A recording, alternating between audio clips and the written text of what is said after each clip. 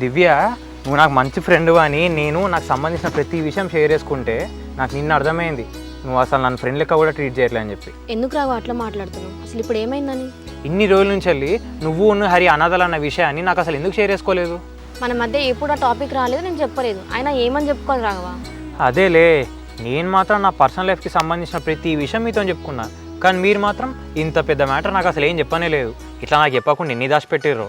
అట్లేం లేదు రాఘవా, ఇప్పుడు మేము అనాథాల మీద తెలిసిందనుకో ఈ జనాలు ఏం చేస్తారు, జాలి చూపిస్తారు, సింపతి, అవన్నీ మాకు ఇష్టం లేదు, అందుకే చెప్పలేదు. సరే, ఎవరితోనో అంటే ఒప్పుకుంటా, చెప్పుకోలేదంటే, కానీ నేను క్లోజ్ ఫ్రెండే అన్నావు కదా, మరి నాకు చెప్పుకోవడానికి ఏంటి?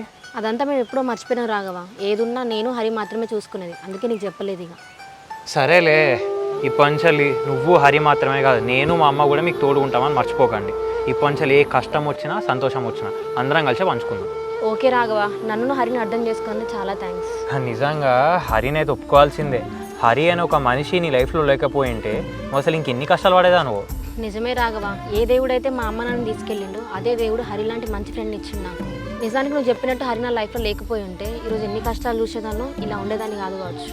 కానీ నిన్ను పారేయాలనుకున్న వాళ్ళు కనుక నాకు దొరకాలి, వాడికి మామూలుగా ఉండదు చెప్తున్నా. అరే, మీ గురించి తెలిసి కూడా మిమ్మల్ని పాడేయాలన్న విషయం అసలు ఆలోచన ఎట్లొచ్చింది? ఏమో రాఘవా, అవన్నీ ఇప్పుడు గుర్తు చేసుకున్నావు అనుకో నాకు అంత భయం భయం అవుతా ఉంటుంది. ఈ టాపిక్ ఇక్కడితో వదిలేదా? సరే వదిలేస్తలే, కానీ ఒక్కరు మాత్రం గుర్తుపెట్టుకో, ఇన్ని రోజులు నీకు హరి మాత్రమే తోడున్నాడు, కానీ వాళ్ళ నుంచి నేను మా అమ్మ కూడా నీకు తోడుంటాను, సరేనా? Thank you Raghava.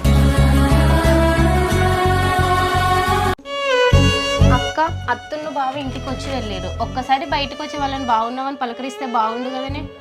ఏం మాట్లాడాలి అసలు? బావ ముందు అత్త ముందు నాకు మొహం చూపించుకునే అర్హత ఉందా? సరే అక్క, నువ్వు బావని పెళ్లి చేసుకొని అన్నావు, అయిపోయింది. నువ్వు పెళ్లి చేసుకుంటేనే మనకు అత్త బావనా? నువ్వు కొంచెం వచ్చి మాట్లాడితే వాళ్ళు సంతోషపడు. ఏమోనే చెల్లె, నాకు ఇప్పుడు అత్త మొహం బావ మొహం చూసుకుంటూ మాట్లాడేంత ధైర్యం అయితే లేదు. మరి అన్నీ తెలిసిందని నువ్వెందుకు అక్క ఇట్లా తప్పు చేస్తాను? తెలిసి నువ్వు మన కుటుంబంలో అందరినీ బాధ పెడతానవి అక్క. చెల్లె, నాకు ఇప్పటికే మంచిగా అనిపిస్తలేదు. నువ్వు మళ్ళీ జరిగిపోయిన వాటిని గుర్తు చేసుకుంటే బాధ పెట్టకు.